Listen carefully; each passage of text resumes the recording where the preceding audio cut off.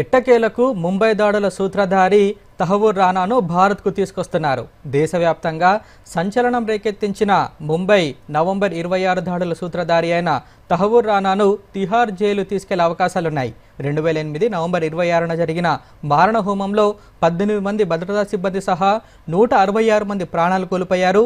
ఇప్పుడు ఆ వివరాలు చూద్దాం. దేశ ఆర్థిక రాజధాని ముంబైలో 2008 నవంబర్ 26న జరిగిన మారణహోమం యావత్ ప్రపంచాన్ని ఉలికిపాటుకు గురిచేసింది. 10 మంది పాకిస్తానీ ఉగ్రవాదులు సముద్ర మార్గం ద్వారా బోట్లలో ముంబై తీరానికి చేరుకొని Taj hotel, Oberoi Trident, Chhatrapati Shivaji Maharaj terminal తదితర ప్రాంతాల్లో దాడులకు పాల్పడ్డారు. 3 రోజుల పాటు సాగిన ఈ విధ్వంసకాండాలో 166 మంది ప్రాణాలు కోల్పోగా వందలాది మంది తమ దైనందిన జీవితానికి దూరమయ్యారు. మృతుల్లో అప్పటి anti terrorism squad chief Hemant Karkare, army major Sandeep Unnikrishnan, Mumbai అదనపు police commissioner Ashok Kamte, senior police inspector Vijay Salaskar, assistant sub inspector Tukaram Omble సహా 18 మంది భద్రతా సిబ్బంది అమరులయ్యారు. ఉగ్రవాదులు జరిపిన విచక్షణారహిత కాల్పుల్లో భారతీయులతో పాటు పలువురు విదేశీ పర్యాటకులు సైతం ప్రాణాలు కోల్పోయారు. ఈ దాడులకు ప్రధాన సూత్రధారి పాకిస్తాన్కు చెందిన కెనడా జాతీయుడు తహవూర్ రానా.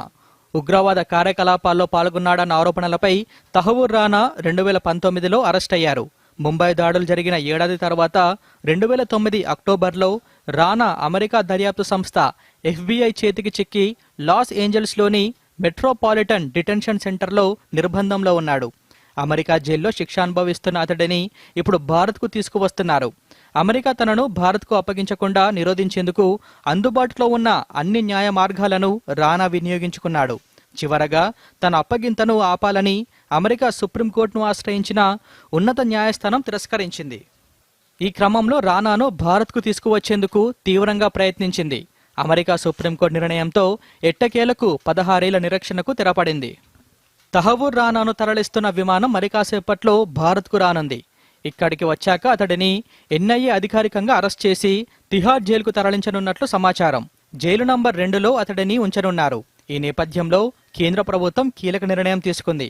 ఈ కేసును వాదించేందుకు స్పెషల్ పబ్లిక్ ప్రాసిక్యూటర్గా నరేందర్ మాన్ను నియమిస్తూ ఉత్తర్వులు జారీ చేసింది. 3 సంవత్సరాల కాలానికి లేకపోతే ట్రయల్ పూర్తయ్యే వరకు ఢిల్లీలోని NIA ప్రత్యేక న్యాయస్థానాలు, అపిలేట్ కోర్టుల్లో జాతీయ దర్యాప్తు సంస్థ తరపున నరేందర్ మాన్ వాదనలు వినిపించనున్నారు. ఇక ముంబై దాడుల్లో పాల్గొని సజీవంగా పట్టుబడిన ఉగ్రవాది అజ్మల్ కసబ్ను 2012లో ఉరితీశారు. తహవూర్ రానాను భారత్కు అప్పగిస్తుందన్న వార్తల నేపథ్యంలో కేంద్ర హోంశాఖ మంత్రి అమిత్ షా, విదేశీ వ్యవహారాల మంత్రి జయశంకర్, జాతీయ భద్రతా సలహాదారు అజిత్ దోవల్ ఇతర ఉన్నతాధికారులతో ప్రత్యేక సమావేశం నిర్వహించారు. రానా అప్పగింతను దౌత్యపరమైన విజయంగా అమిత్ షా అభివర్ణించారు. Bureau report, Doordarshan news.